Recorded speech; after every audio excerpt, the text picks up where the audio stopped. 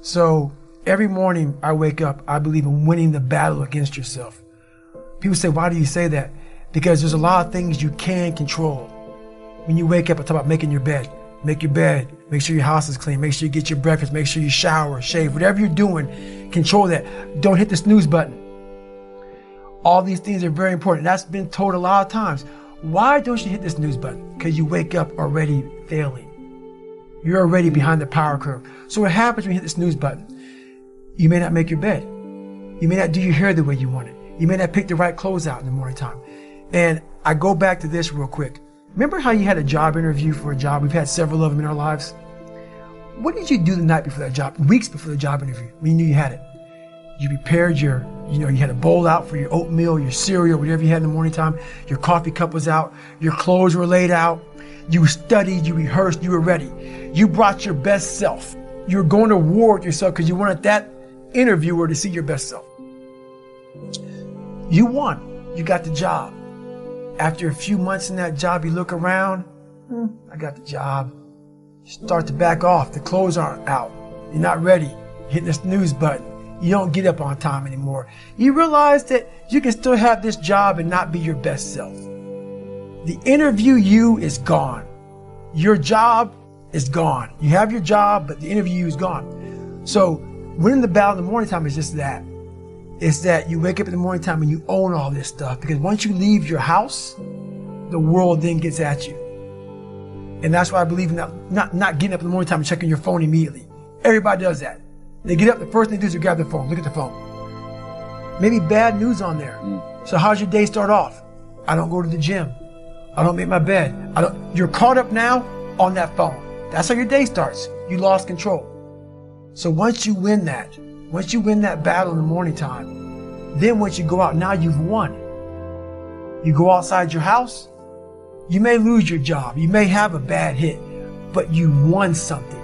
So you're going into battle having already won something. Having already won. So then if you hit the snooze button, you go out, you just defeated already. You're behind the power curve. Now you've won something. You feel better about yourself. So now you're able to take these hits along the way. So that's the mindset that I think it's important to bring with you every day you go, everywhere you go in life. Win what you can. For me, my routine is every night I stretch out. And I stretch out for 2 or 3 hours every single night without fail. And while I'm stretching out, I'm thinking about my plan for the next day. And I'm thinking about all these different obstacles that may come up. So basically, a lot of us aren't prepared for life. We get up willy-nilly and just hope life is going to happen. It is going to happen.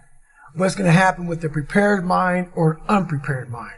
Most people attack life with an unprepared mind. What I do is I try to account for all things that could happen, might happen, probably will happen, and then the unknowns. So basically, I can't account for everything, but I do know there could be some things that come up in life that you need to be ready for. I know for a fact I'm not going to want to work out tomorrow.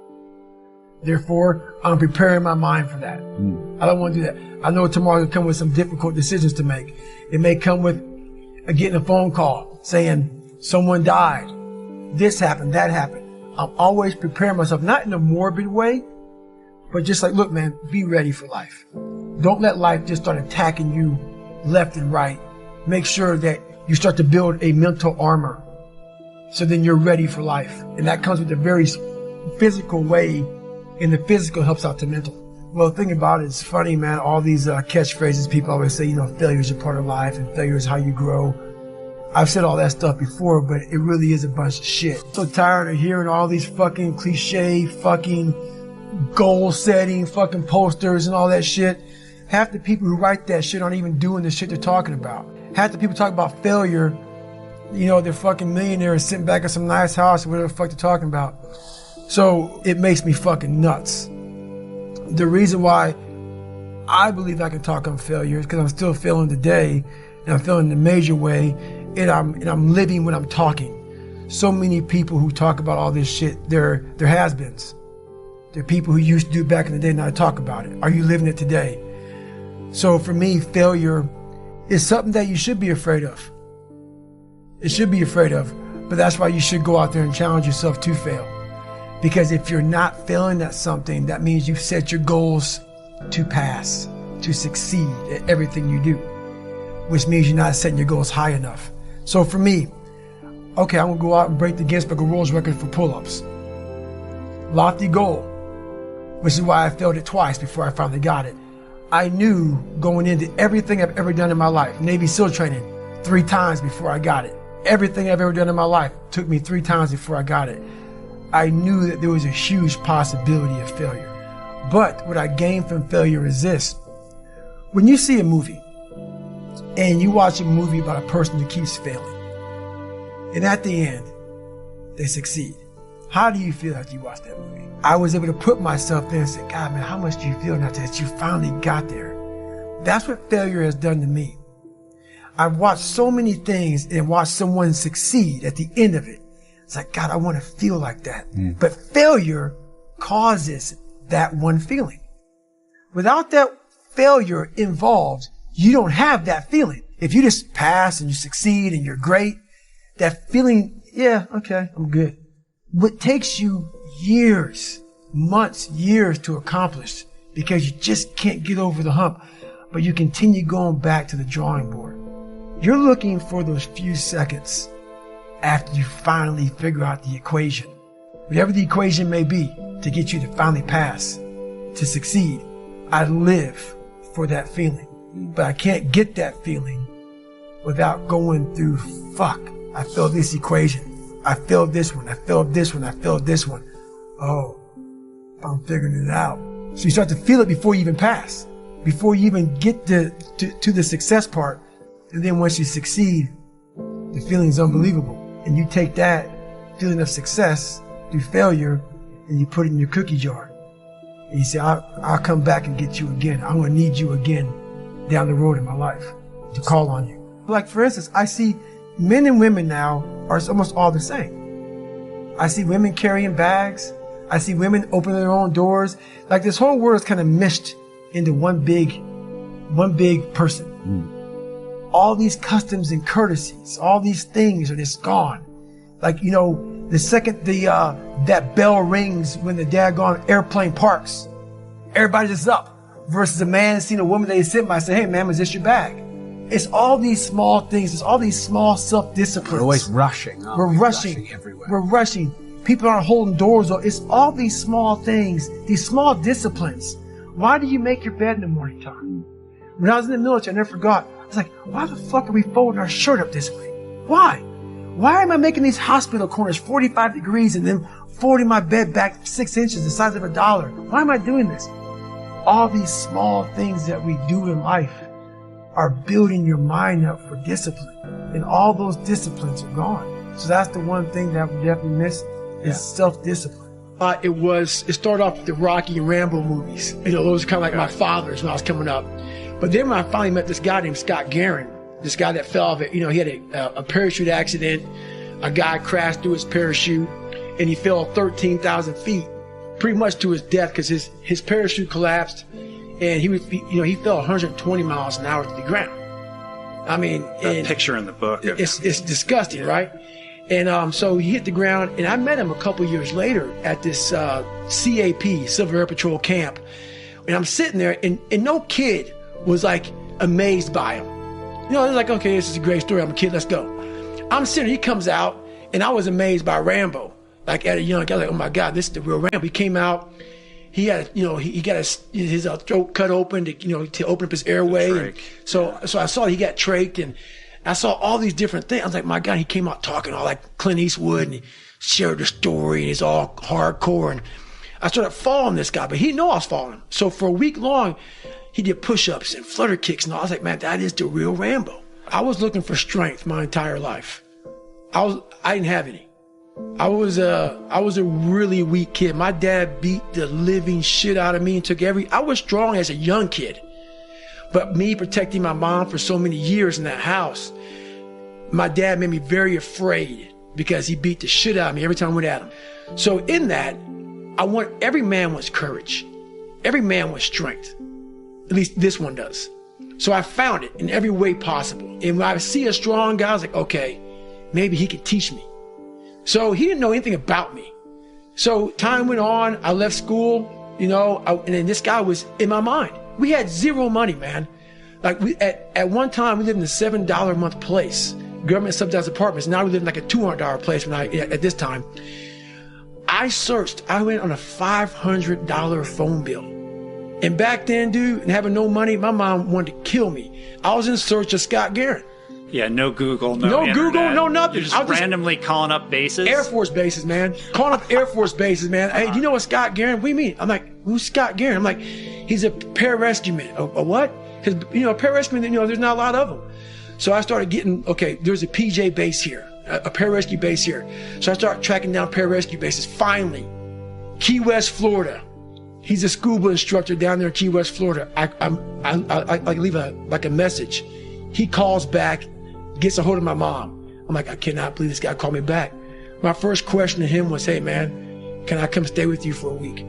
He's like, who the fuck are you, man? He didn't know who the fuck I was. The guy let me come stay with him for a week. I think he said about 4 words to me in the entire week.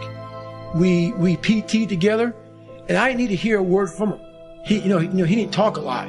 He was an instructor. I would go to school or to scuba school with him. He would instruct. I'd sit on the couch for 10 hours. Sit in the lounge on the fucking couch for 10 hours. He'd come back, pick me up. We go for a run. He'd go home. We ate fish every fucking day because we had to go out in the ocean, go lobster hunting. I hate the fucking water. I was scared to death, but this guy went in, so I'm going in. And I left there with just one big thing. That's what I want to be.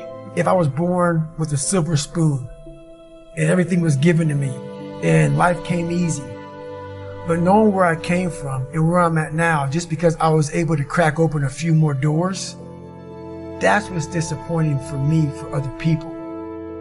So it's not that I want to live there. I know I can go there. And once again, I know other people can go there. So I guess that's the thing with me is I know I have the ability now to go to a place that's very, very hyper-focused, that I can accomplish some pretty amazing feats. Not because I'm amazing, because I allowed my mind to be open-minded for the possibilities of what can I achieve. Most of us fail in life because we're afraid of what everyone around you is thinking. That's 100% truth. So we live by the narrative of other people. When I first called a recruiter to be a Navy SEAL and I was 297 pounds, the first recruiter looked at me and said, "You're not going to be able to make this, man." So what he was doing was he was projecting his energy on me. He knew he couldn't be a fucking Navy SEAL. So God helped this black guy, because I was only the 36th African American to make it through in over 70 years. How's this black fat guy going to make it through? In my ass, he wouldn't even want to try. So he's projecting it. So a lot of us who are negative people, all we do is project how we feel on other people. So what happens is there's a lot of negative people walking around the planet Earth who are afraid to try. Because a lot of people are very negative in this world. So we are afraid to fail. Why? I told you, man. Shouldn't even try it, dude. Just chill out, relax. Why are you so crazy? Why are you so obsessed? So all that stuff drives the quitting mind, I call it. The mind wants to quit. The mind's tired. The mind's tired. The mind's deserving.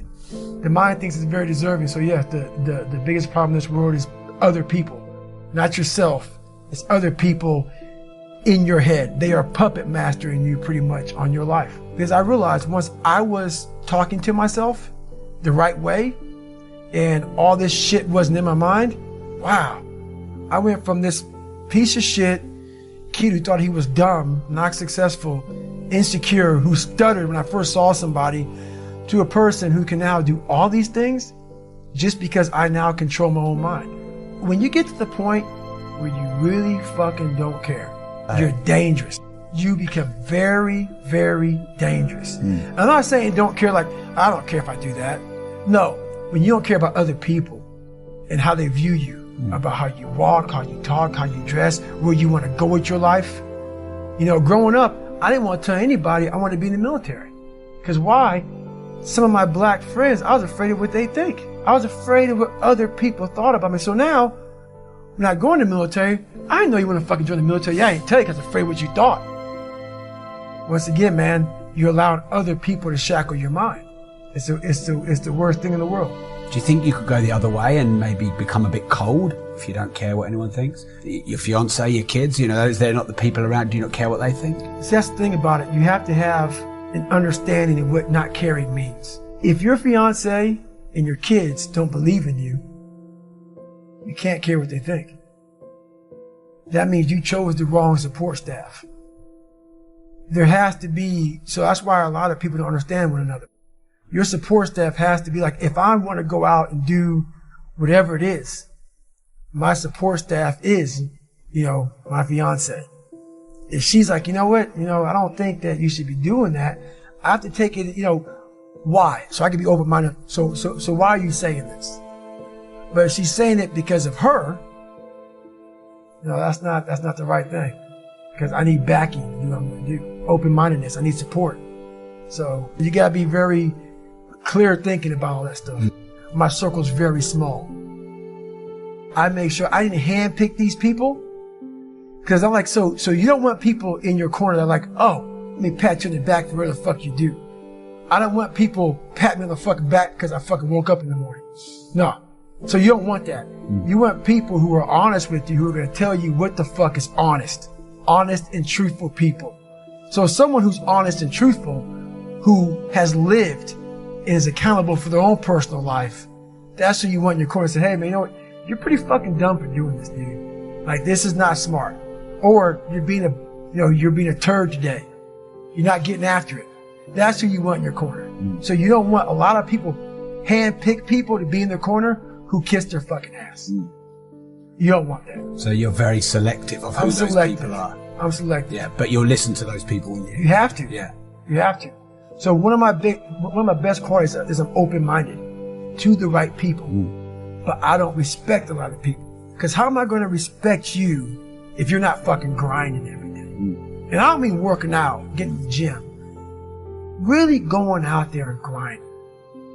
So if you don't know how I'm living my life, how am I going to respect you? So you have to be a hard worker, period, doc. You got to work your fucking ass off. That's where I get respect from. So if you're working hard every day, now you have an opinion in my eyes. But if you're just a guy who talks shit and you live this fucking life of talking shit, come on, dude. I understand one thing. You're just talking shit. But if I see you every fucking day of your life trying to be better, every day going through all the wickets to be better, you got my attention. I respect you now. So respect is the first thing.